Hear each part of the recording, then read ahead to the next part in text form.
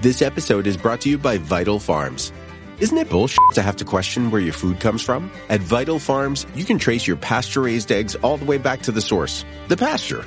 On the side of each pasture-raised carton of eggs, you'll find the name of the farm where your eggs were laid. And when you look the farm up on their website, you'll get a peek at all the sunshine, fresh air, and open space the hens enjoy. Learn more and find out where to buy them at vitalfarms.com. Vital Farms, keeping it bullshit-free. Between the kids being home and hosting, everything in our house gets used up in summer. With Instacart, I can save money by stocking up on all my favorite summer brands. I save time by getting everything delivered in as fast as an hour. And I save myself a sink full of dirty dishes by stocking up on paper plates for the annual summer cookout. Save more on summer essentials? Spend more time enjoying summer. Add summer to cart. Download the app to get free delivery on your first 3 orders. Offer valid for a limited time. Minimum $10 per order. Additional terms apply. Welcome to the Human Capital Innovations Podcast. We're your source for personal, professional, and organizational growth and development, where we share original research, explore industry trends, and interview executives and thought leaders from across the globe. We hope you join us often for practitioner-oriented content around all things related to leadership, HR, talent management, organizational development, and change management. Maximize your personal and organizational potential with Human Capital Innovations Podcast. Do you enjoy the Human Capital Innovations Podcast?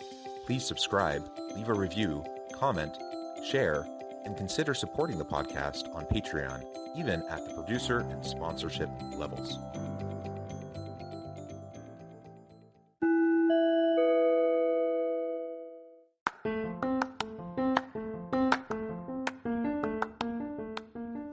Welcome to the Human Capital Innovations Podcast. In this HCI podcast episode, I talk with Catherine Hutchison and Dan Hogenkamp about team culture and what it's like to be a small organization that drives innovation within a larger company.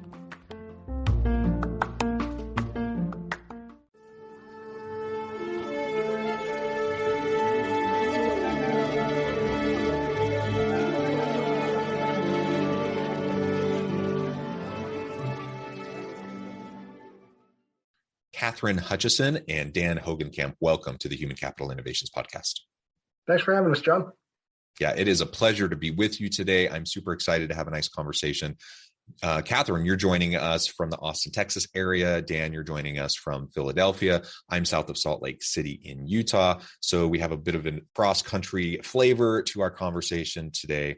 We're going to be talking about team culture generally, but also specifically in this kind of unique context that you find yourselves in right now. And that is, what is it like to build a small organization that drives innovation within a larger company? So it's kind of this tension of cultures as you have different units within a larger umbrella organization. And I think as we were talking in the pre-interview, I think many of us have experienced this and felt this tension and this struggle in the past. And frankly, I think most organizations struggle with having a healthy, positive team culture anyways.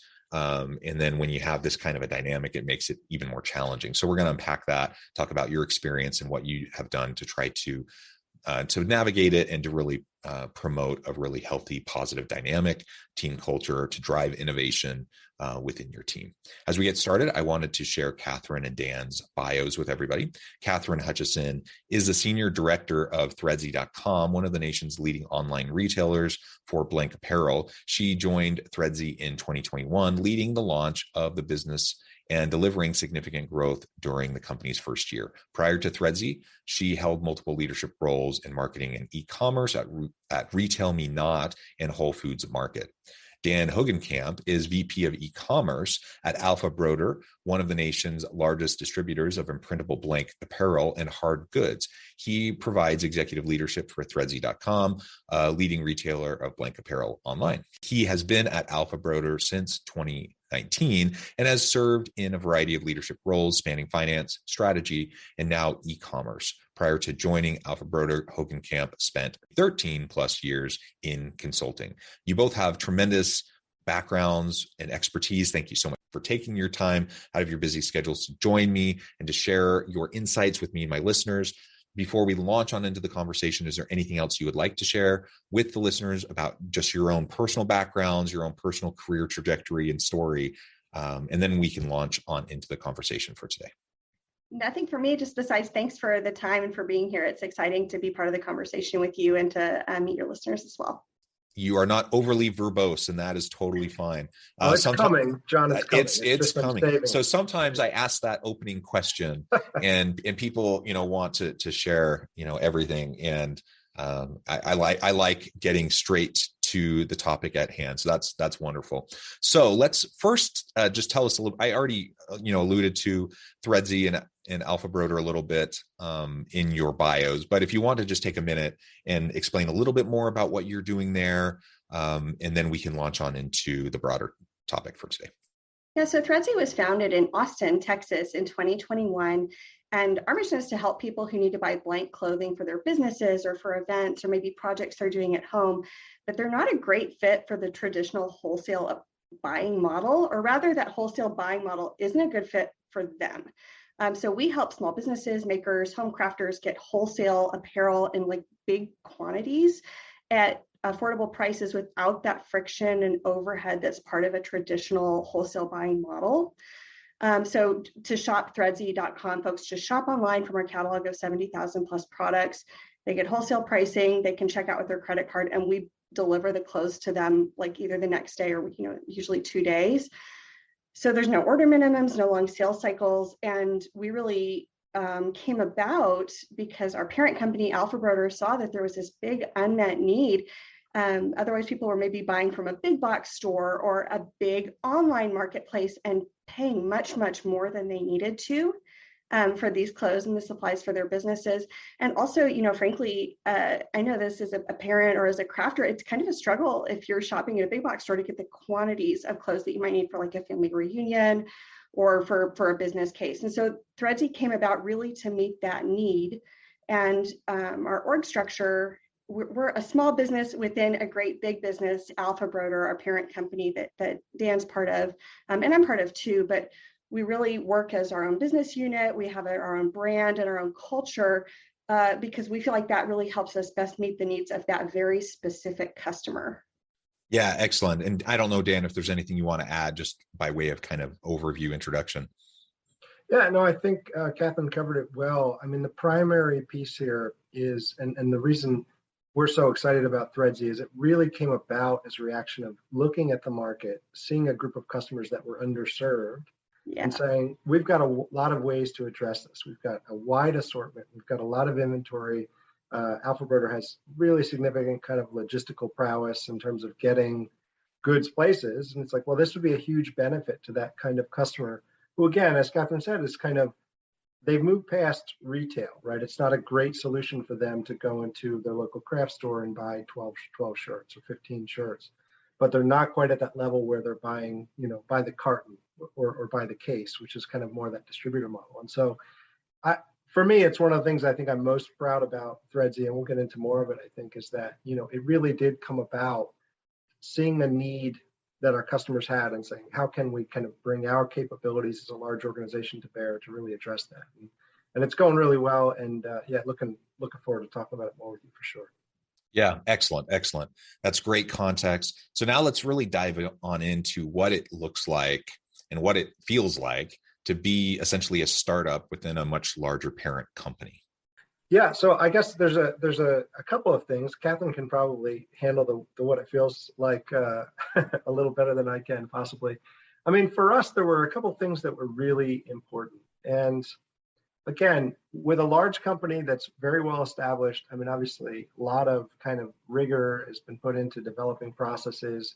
And we're a logistics company, Alpha Broder at heart, and a fulfillment services company. And so, there's very well-defined processes, and these things have to work all of the time. And so it's not an environment where you want to be doing things that could be potentially disruptive because you have this large customer base that relies on this kind of clock is always ticking, the machine is always running kind of paradigm. With Threadsy, though, it's a little different, and we wanted to kind of give the team space to innovate, space to trial, space to try things that may or may not work the first time. And so what was interesting for us, I think, was you take that need to innovate, that need to be agile, and you put it in the context of a company who really needs to be rock solid all of the time. And you kind of have this potential for challenges. And so one of the ways that we addressed that was to really structure Threadsy as its own business unit. And that's, it's got a complete reporting structure that rolls up to Catherine. There aren't any kind of slash or dotted lines where we have folks that are kind of living in multiple worlds within the org, right? These are Threadsy folks as much as they're Alpha Broder folks, but their day job is, all Threadsy all the time, and they report up to Catherine. And I think that was important. We also made some really key decisions around proximity, right? And Threadsy has its own office in Austin, and that's there's some challenges with that I think we'll talk about in terms of broader connectedness and all those kind of things. But the benefit of it is you really create an environment where the folks that are on the ground there at Threadsy do have, in many ways, this kind of real startup vibe, startup experience, with the benefit of you're a startup with, all the resources of what is a very large company kind of behind it. So, Catherine, I'm curious on your thoughts on that, but that's kind of how we did just from a setup structurally. How do we answer the question of maintain all the things that make us a good fit to address the space, but leave room for the kind of culture of innovation that we needed to have at Threadsy?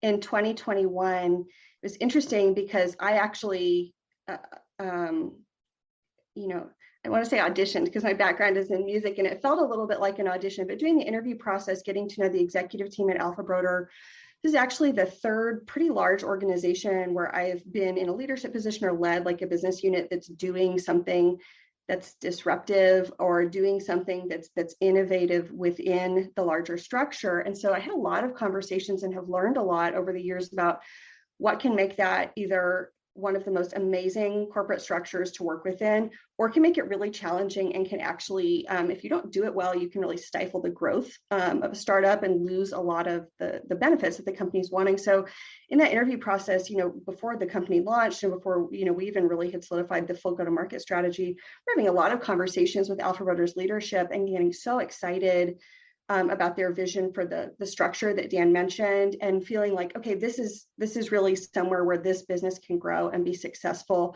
and not only meet the needs of our customers. We're incredibly passionate about that, but I really see a core mission for us inside Alpha Broder and inside the company is we can be a sandbox and a place to test and iterate, find new technologies, find new ways of doing things that then we could consider that maybe in service of the larger company, right? We can try things and fail fast or find quick wins that then could roll out to the broader company or, provide a learning to the larger company. And I think that's, sometimes everyone says at a big company, oh, we really want innovation.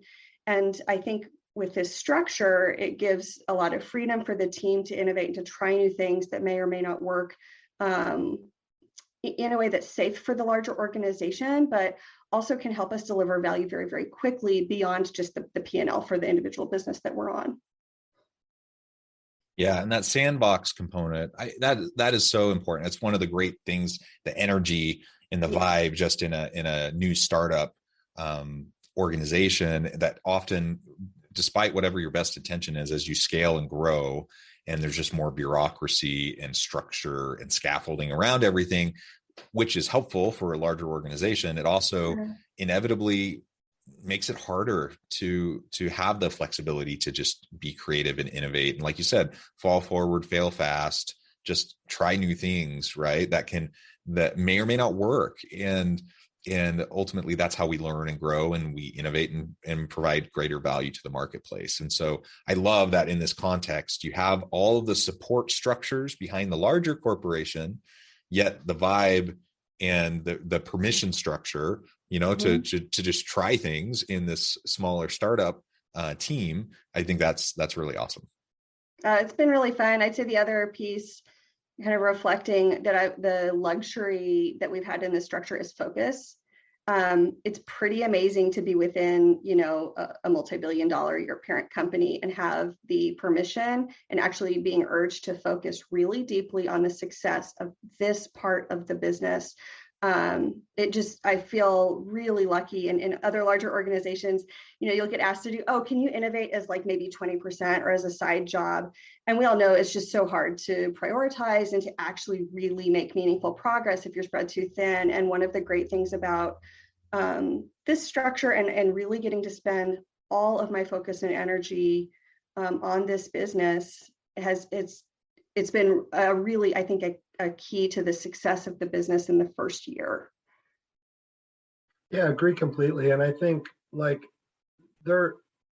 it's a fantastic structure if done well. I mean, there are a number of challenges that come along. And I think the first is I really wouldn't want to be doing this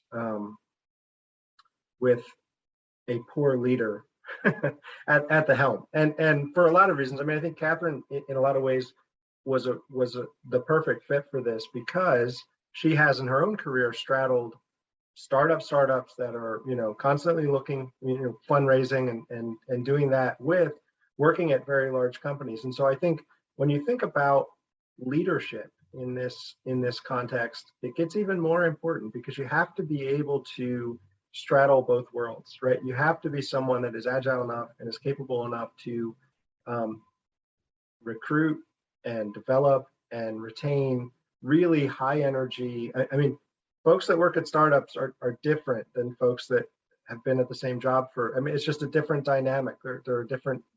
They're wired up a little different. They've got a different motor. They've got a different kind of eye for disruption and view towards established processes and all those kind of things, right? And all that's super, super useful and super great in terms of harnessing and moving the business forward. But you have to have that person that can kind of grow and cultivate that while at the same time be perfectly at home in front of a board, right? Or an executive team. And that can manage high growth, high change environments with a context that's more used to things that are more predictable. And so I think it becomes a super important piece, like for anyone that's looking at doing this or thinking about doing this, you really can't underestimate the need to have a leader at the helm that can straddle both worlds and do both things, because otherwise you end up with someone who reads great on the parent company side and great in the executive sessions, but their team is frustrated and stifled and can't, right? Or you get that person who creates this incredible environment kind of at the startup component and then just frustrates the living daylights out of everybody in the executive room because they can't ground, they can't, and so I think it's one of the things that's made us successful. And I think one of the key, there's a number of others, but I think that, it starts there with being able to manage both sides of that, because you do have very conflicting kind of context. Now, we're very fortunate in our case because our executive team at Alpha Broder is great and and has some entrepreneurial background themselves, and so just a really great team. We're very fortunate there. But man, I wouldn't want to be trying to do this in a situation where we had someone in Catherine's spot that wasn't able to kind of work in both those worlds. It's been a critical piece for us. First of all, I appreciate you saying that, Dan. I do want to acknowledge, I think Alpha Broder took a pretty big risk hiring externally for this role. My background is I've done grocery, I've done healthcare, I have a pretty diverse background, but wholesale apparel was a totally new category for me. And luckily I love it. But, I do recognize, I think it's a big risk that Alpha Broder took to bring in leadership externally in what's a pretty tight, close-knit industry. And so that's something I don't ever take lightly or take for granted. I think it works really well because the company supports me with leadership like Dan, with access to other leaders in the company to help me get up to speed quickly on the subject matter expertise. Another thing that served us really, really well is a relentless focus on who this customer is.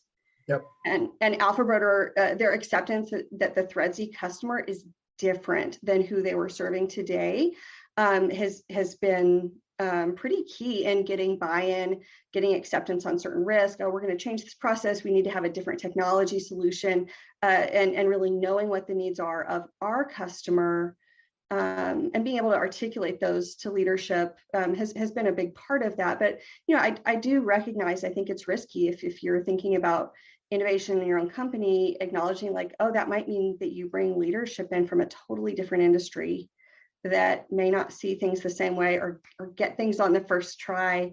But it's paid off for us so far, and I'm really grateful, that it's worked out that way and to have the opportunity. Yeah.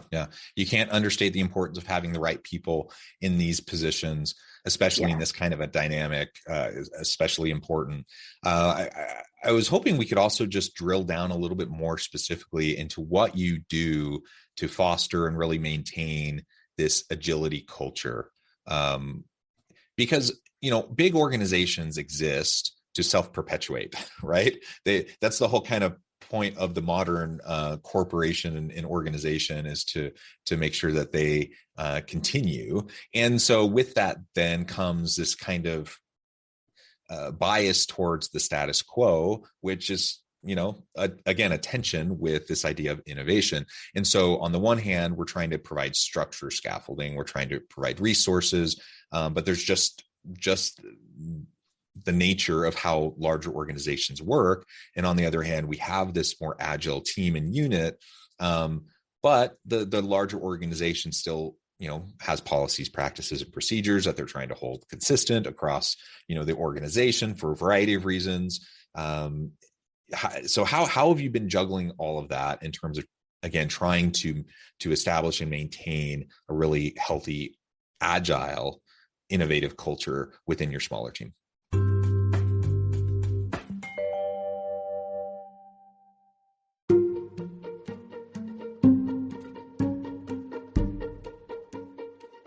Welcome to the Human Capital Innovations Academy. Courses, micro-credentials, and certificates to upskill and reskill for the future of work. All HCI Academy courses, micro-credentials, and certificates are designed, developed, and delivered by award-winning and internationally renowned scholars, educators, thought leaders, executives, and practitioners.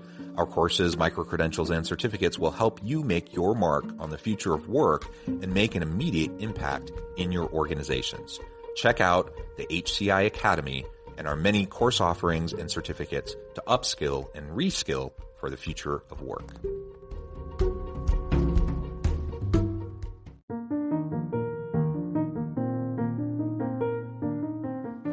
Check out our new weekly LinkedIn newsletter, Alchemizing Human Capital, exploring industry trends via original research and interviews with executives and thought leaders from across the globe.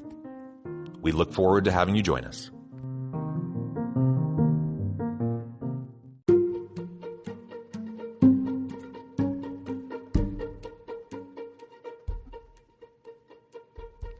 Check out Human Capital Innovations magazine, Human Capital Leadership. Human Capital Leadership is a free, interactive e-magazine with the mission to help individuals, leaders, and organizations find innovative approaches to maximize their human capital potential. We publish issues quarterly in August, November, February, and May. Take a look at the latest issue and let us know what you think.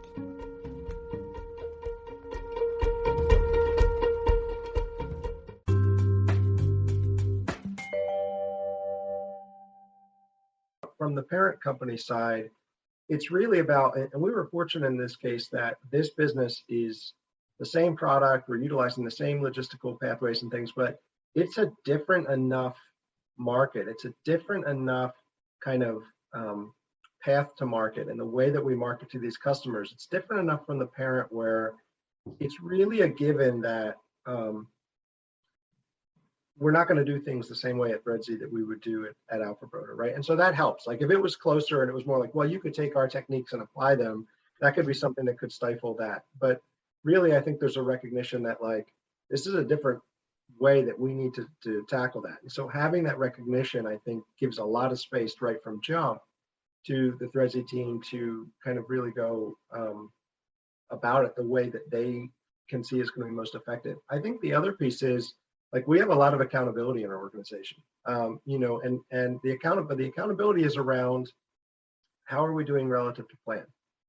And once you get under that, it's like, well, we want to do this, we want to do that, no problem, right? And it's I think a really effective way to not be trying to micromanage the activities of Threadsy from the parent company, but saying like, here's the plan, here's where we're trying to get to, and there's a lot of accountability around that. And Catherine and I talk about the plan on an almost daily basis, like we, and so there's that, and that's the piece of accountability I think that we managed to, as an organization, Threadsy, really demonstrate that we care about, that we're pushing towards, that we're focused on. And once you demonstrate that, it's like, okay, cool, guys, then go do what you want to do and let us know, how we can support. And so for me, I think from a structural standpoint, those are two kind of good tips there. And the first is that you,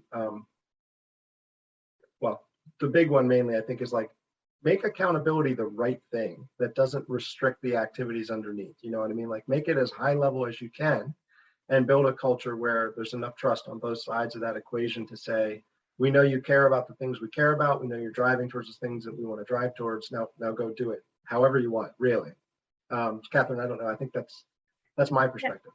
I agree with that. I think for how that looks in terms of day to day, when we're running the business, as a leader, you have to listen and pay attention to what matters to your parent company. So like, what are the KPIs that are most important for us? Top line revenue is king. And then we also have some kind of secondary important to hit figures as part of our 5 and long-term plans that we talk about daily. Not just me and Dan, but everyone at every level of our small team is familiar with what the business KPIs are that matter, that we need to hit. And we're pretty focused on making sure people understand how their contributions matter to hitting that plan. And once there's a really clear understanding of what success means to the parent company, what success means then to our team, people make great decisions. We've hired great talent. And so as long as there's a clear understanding and agreement about what we're trying to accomplish, which sometimes is the hardest thing to wrangle, as long as there's clear agreement there and consensus, the main job then is to kind of back away and let all of the very smart and capable people on the team do their jobs at a very high level. And that's how you achieve the plan, in my view. Operationally, there are a couple of things too, that we're a little bit more rigorous and structured in our weekly reporting, our daily reporting processes, being very willing to be transparent and to answer questions with no ego or defensiveness. That matters in a startup, but like at some point in a startup, you're like, well, I'm the founder and this is how this is going to go. And that's a really important part of being a startup.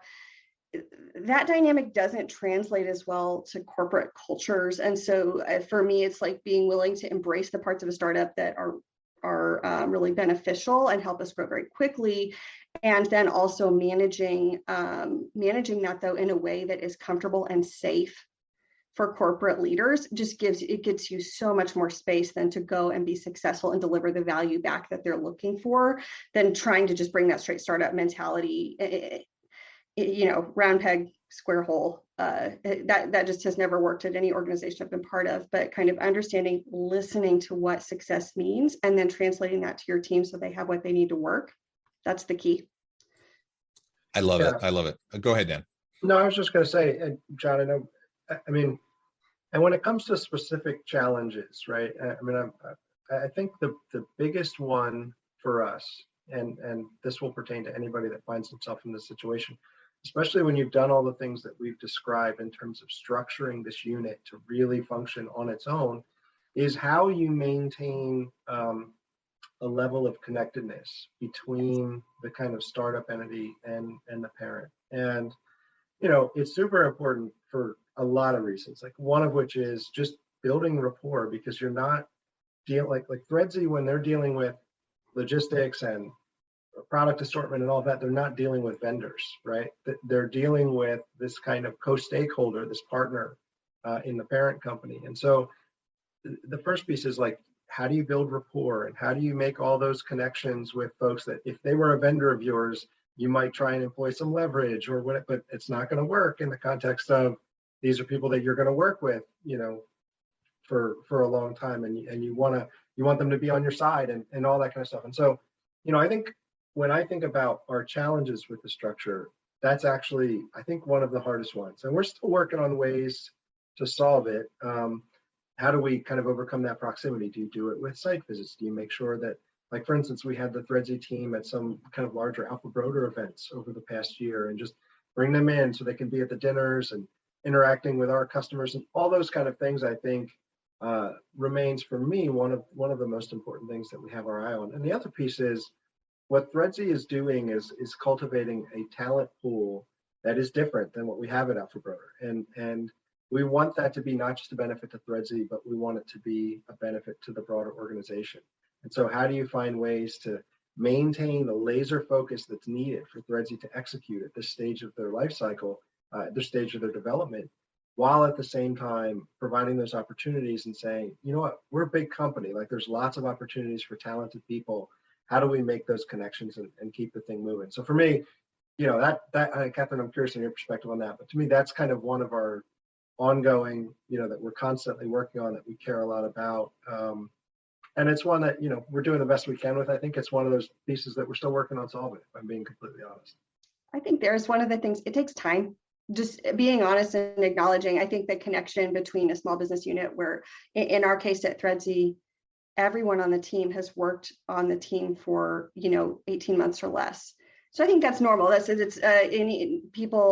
takes time to find the connection with a larger company, to build the connective tissue across cross-functional groups that maybe only work together occasionally. So that's been, we've put in really concerted effort to provide the opportunity, like the Petri dish, for those connections, but not force it for the team.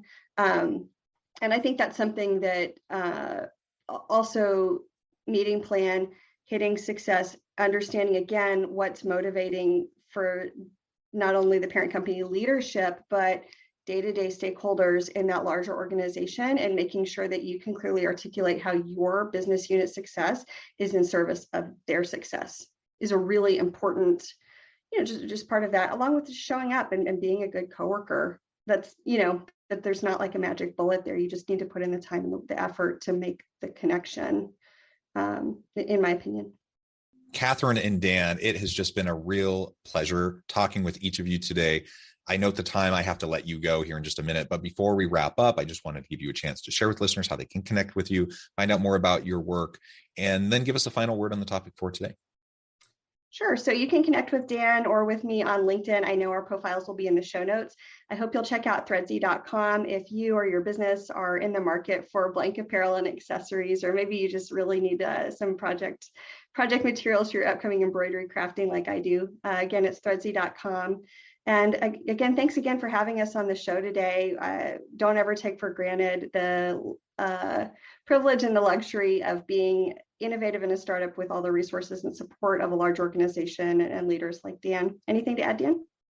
No, I think you said it well. I mean, the only piece of advice that I would give is for companies that are thinking about doing something like this, or see the need to innovate or be disruptive, or do it, right? I mean, do it. And I think some of the things we've talked about there might be ways to do it that are better and more effective than others in terms of how you structure it, how you think about it, the things that you have to be deliberate about. But I mean, take the chance, move forward with opportunities like this. And I think what you'll find on both sides, on the parent company and the startup company, is that it can be a really rewarding, mutually beneficial, and like really impactful kind of relationship and process. And it's one that I think, is proven to be really, really good, both for Alpha Broder and the folks on the Threadsy team. And, we're excited about what looks like a very bright future for both sides of that equation. So again, John, really appreciative of you having us on, and great to talk about it. And yeah, threadsy.com, check it out. Wonderful. Thank you both so much. It's been a pleasure. I encourage listeners to reach out, get connected, find out more about what Catherine and Dan can do for you. And as always, I hope everyone can stay healthy and safe, that you can find meaning and purpose at work each and every day. And I hope you all have a great week.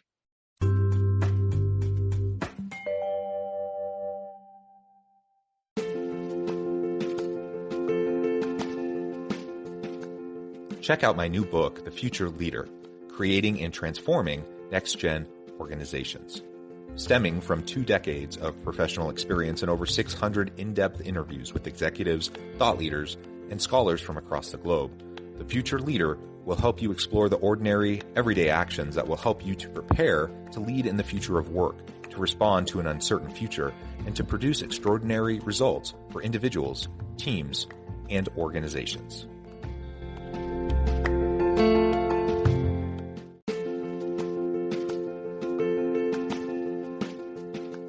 Bluer Than Indigo Leadership, the journey of becoming a truly remarkable leader. Early in my adult life, I learned about an Asian proverb that translates as bluer than indigo. If you think about the color indigo, it is a brilliant, deep, and vibrant blue, what some would call the bluest of blues. To have something that is bluer than indigo is rare and truly remarkable. Contrary to popular myth, there is no one-size-fits-all or cookie-cutter approach to effective leadership. There is no silver bullet, no secret sauce, no go-to model that will solve all of your problems.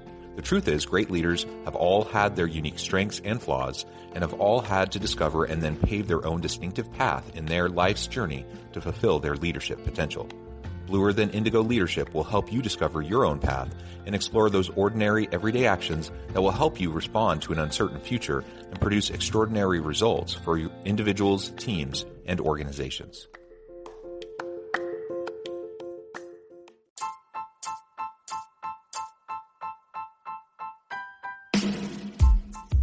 The alchemy of truly remarkable leadership. Ordinary, everyday actions that produce extraordinary results. Consider how the nature of work has shifted over the past 50 years. With increased globalization, rapid technological advancement, and the shift in economic composition, the average job of today looks very different than the average job of 50 years ago. What will the jobs and organizations of tomorrow look like? Moreover, what does this all mean for organizational leaders?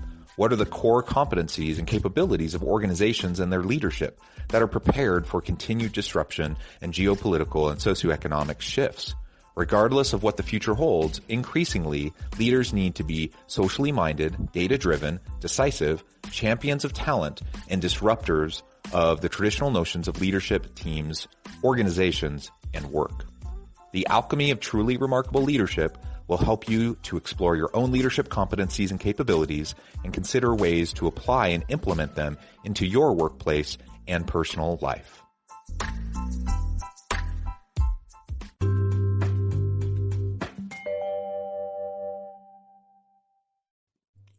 Thanks again for joining us for this episode of the Human Capital Innovations Podcast. I hope you stay healthy and safe and that you have a great week.